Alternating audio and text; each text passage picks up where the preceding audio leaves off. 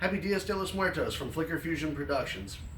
My name is Dan Ligon. I'm an independent researcher and author and founder of Flicker Fusion Productions, found at www.flickerfusionproductions.org.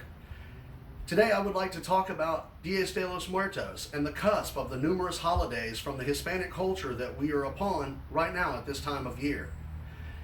We have just gotten done with Halloween, or All Hallows Eve.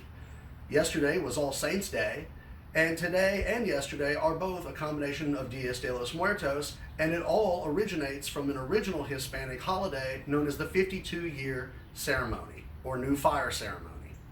Dias de los Muertos is a Christian holiday and is the modern form of this original celebration.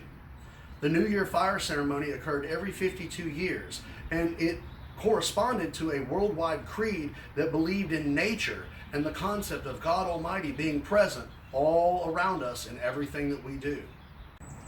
The expression of this world creed was in the symbol of a world tree, which can still be seen in modern churches today.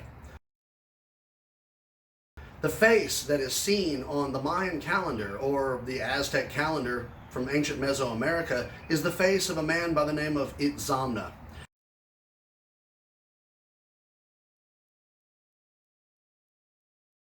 Itzamna actually goes by many names and is known as Quetzalcoatl, Kukulkan, Amaru, Viracocha, and many, many others. This world creed demanded that the heavens be in sync with the earth, and that the presence of God Almighty be present during the ceremonies. This was not done in iconography or symbolism or through the use of statues. This was done through the actual presence of the heavens before the ceremony was performed. This can be seen through the Vedic calendar, or what we call today the Gregorian calendar, with 365 days representing the annual cycle of the sun.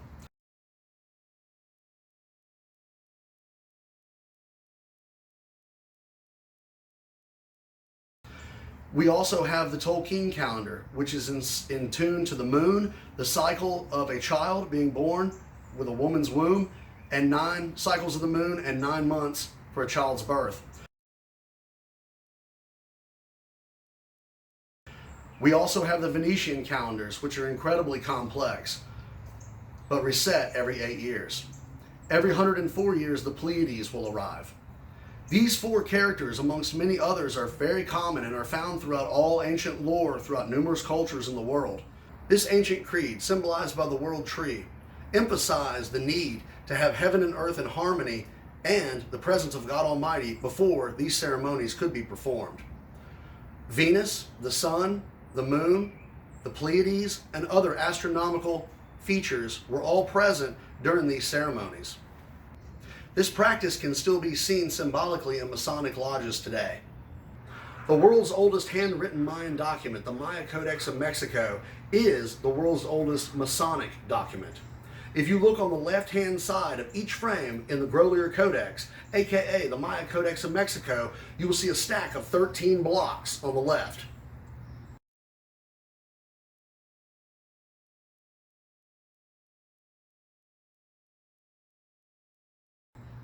These blocks are the Venus tables. They are a Venetian calendar that tracks Venus and its patterns over an 8-year period. Venus appears 13 times in an 8-year period. These are the exact dates when these Freemasonic ceremonies and Mayan ceremonies, which are one and the same, were performed.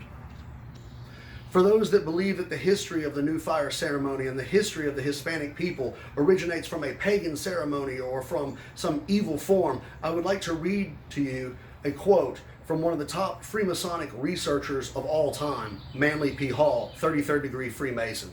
He states in his book, The Secret Destiny of America, on page 161, this is a document from the Spanish priests in the 1500s. This is what they saw. All the accounts imply that the religious order which served the mysteries of Quetzalcoatl was long established. Those who followed in the way which he had prescribed lived most severe lives. Children were consecrated to his temples from their birth and were marked by a special collar. At the end of the 2nd year, the child was scarified in the breast. When it was 7 years old, it entered a seminary where it took vows covering personal conduct and public duties, including prayers for the preservation of its family and its nation. There were many of these priestly brotherhoods, and the Spanish missionaries, in spite of their theological prejudices and intolerances, were forced to admit that the Aztecian priests were excellent scholars and lived austere and pure lives.